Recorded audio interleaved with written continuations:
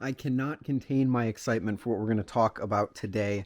You've seen it in the title, you've seen it in the thumbnail, and I've teased it for so long now. But I got to try, this isn't mine, a SlifT V2. And by try, I mean spend a good amount of time with it outside of Blade Show, which is always good because, Blade Show, you kind of fall in love with stuff at Blade Show because Blade Show has that air of like, oh, I got to spend money as fast as possible, man. So getting to try this outside of Blade Show has been genuinely a good time. And I wish I could tell you who lent it to me, but unfortunately they wish to remain anonymous. So if you're watching, huge thank you to you. I really appreciate you lending me your SlifT to kind of help me form my thoughts on it just a little bit more outside of the craziness that is Blade Show. And yeah, now that that's out of the way, this is my new favorite balisong. I'm not saying it's the objective best. I'm not saying it's the most comfortable, the best flipping, any of that. This is entirely subjective, and I do not care. This is my personal favorite balisong. Never before have I been able to flip a live blade as confidently and as smoothly as I have been able to flip the SlifT. Because all of my live blades kind of have this thing to them called a little bit of sluggishness. The Impusa demands a little bit of a flowier, not so jumpy, fast flipping style, and that's okay. I still really like my Impusa, and the Kraken is the Kraken. I mean, it's good, but it doesn't excel in any major categories. The SlifT is a light, fast, responsive live blade, and that's exactly what I wanted in a balisong, and why I previously praised the Icarus so much, because that was the same way. It was a light, fast, flowy, responsive balisong. That's what this is. And it all has to do with these two screw holes right here. Taking out the weights in the SlifT is just my favorite thing ever. With the weights in, it's a little more handle bias and just a little more like it doesn't fan as well and all that. Take those weights out and this thing becomes fairly neutral. I wish it had a little bit more tip weight. It doesn't fan the best. You can see the blade tries to like kick up whenever you fan it. But it's nothing bad by any means, and it still fans. Like the feel of the fan is really good. It's just the look of the fan that isn't the best. But it still like carries a ridiculous amount of momentum. I can zero G jet. I can zero G it with no issues whatsoever. It does rollovers really well, choker fans really well. It's just like, it's predictable in the air. It's controllable. It looks amazing. Oh my gosh. So let me introduce you guys let me just give you the backstory on why I love this so much. Before I really kind of talk about what makes this such a good design to me. I initially didn't really care about the SlifT. I didn't really know too much about it. I thought that it was the precursor to the Marin series, which it isn't. It came out after the Marin, or so I believe. And because of that, I was like, well, why would I want a SlifT when I can just get a Marin? And then the V1 got discontinued, the V2 came out, and a bunch of people in the community were like, it kind of sucked, it's not really that great. And I just kind of took them at their word without really properly thinking about the fact that they might just be fanboys of V1, which is fair. Like, it's perfectly fair to like an older version of a product. That's why I like the Nemesis more than the the Slight from NRB, because I just think the Nemesis has much more personality to it. But I never really considered that might be the reason that they didn't like the SlifT V2, so I just kind of never really looked into it. I didn't really know what price it sat at. I didn't know its spec sheet. I didn't know anything about it. And that all changed in a stream that I did before Blade Show. If you were there, you watched me fall in love with the SlifT just from the spec sheet over the course of like 2 hours. Dalen was in chat, and he mentioned that the SlifT was S35VN and titanium, which is amazing because that's a knife that, like, just those specs alone make me interested in the knife. That's what the Impusa is, I believe. Yeah, S35VN titanium. Like, that's just like a really good, it's just like a really good spec sheet. It's durable, it's good blade steel. And then I looked it up and I was like, oh my gosh, it's only $365 base. $365 for S35VN titanium. What the hell? And then add all the things that Dalen has added since he released this. The texturing inside these little chamfers. The fact that the chamfers are even there at all. You've got this beautiful blade which has no blade lines on it, which usually I wouldn't like, but when you have a simplistic design like this, I think works really, really well. And the more that I learned about it, the beautiful anodes that Dalen has done, the fact that he releases these really frequently, the fact that it's $365, I fell in love with the SlifT over the course of this stream. And when I got to Blade Show, I got to try one. And my reaction was, it was good. I was like, yeah, this is really good. I might buy one. We'll see. But that was with the weights in, until I heard that it was better without the weights. And I want to thank Sam on The Job Flips for letting me mess with his SlifT that he bought at Blade Show without the weights in it for a pretty extensive period of time in the pit. Thank you, Sam. Yours is really great. He got one of the blue ones. But once I tried it without the weights, it took away that little bit of handle bias. It fanned much better. But it still magically kept momentum. It still carries momentum really, really well. That doesn't make any sense. Look at the end of the handles. There's like, okay. Look at the end of the handles. There's like no material there.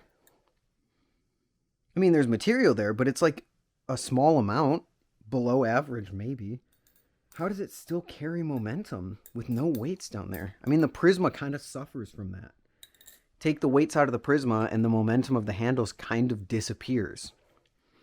So I thought it'd be the same with this, but I was so gladly wrong. There's still so much weight in the end of the handles to make chaplains, aerials, rollovers really good, and then enough balance between the tip and the end of the handles for it to fan okay, choker fan pretty well. It just overall be a really nice flowy knife. It's light. It's like 3.8 ounces, I want to say. It's like on the high end of 3 ounces. It flips really well, it's responsive, it's controllable, and I'm able to flip it without worrying about anything else. I've been flipping this at night, popping headphones in and flipping this for about half an hour to just really spend time with it. Is this something I want to add to my collection? And at no point have I ever faltered in, yes, I want to buy this. It just like, I've flipped this thing for half an hour straight, right here on this bench, down here, doing things that I normally wouldn't do on a live blade, okay, or messing it up, doing things that I wouldn't normally do on a live blade, and just crushing it.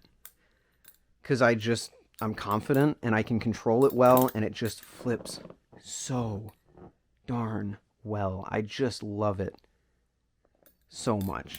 Not even any, like, major cuts or anything. Like, my hands are clean. And I've been doing things, like I said, that I normally wouldn't do on a live blade. I mean, you know how I feel about scissors on live blades. No problem. It just, like, it just matches my preferences perfectly. And then you have the design. It's got these chamfers with this beautiful machine pattern in here. Slight bit of texturing that you can feel. It's got this wonderfully grippy jimping. This might be some of the most effective jimping I've felt on a balisong yet. It's got these awesome speed channels, which are way lower than you would ever expect them to, but like, it still flips awesome. The blade is beautiful. The whole thing is comfortable. I could maybe go for the Chaplain World Record chaplaining this thing because like it chaplains really well and it's really comfortable. And the whole balisong itself is really comfortable. Like, normally you have to make a choice. Do you want control or do you want comfort? And that's best summed up with like the Kraken and the Sirius. The Sirius is more angular, it's a bit sharper feeling and not as comfortable, but for that trade-off you get a lot more controllability, and Ty has gone into that quite a bit in his talks about the Sirius. Whereas the Kraken is far more comfortable, but you lose a little bit of that control. Whereas this, like, this meshes them together perfectly. You have the angular pieces that you'd get control from, but they don't feel sharp. They're still comfortable like a Kraken would be. And I mean, it's no secret that Dalen just makes awesome, awesome stuff. But to be able to manage comfort and controllability like that is just so good. And also the tolerances. This thing doesn't move. It doesn't have that little wiggle. This is like a Machinewise balisong through and through. And because of those amazing tolerances and that amazing machining,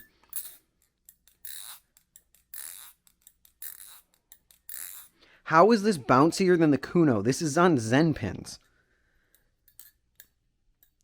I just don't understand. It's so good, and it chaplains so well.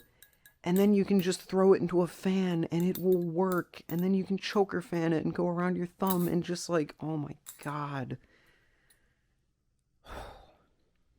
Have I gushed about the SlifT yet enough? I don't know, because I'm going to continue. The design is amazing. I love just this like almost skeletonized look to it.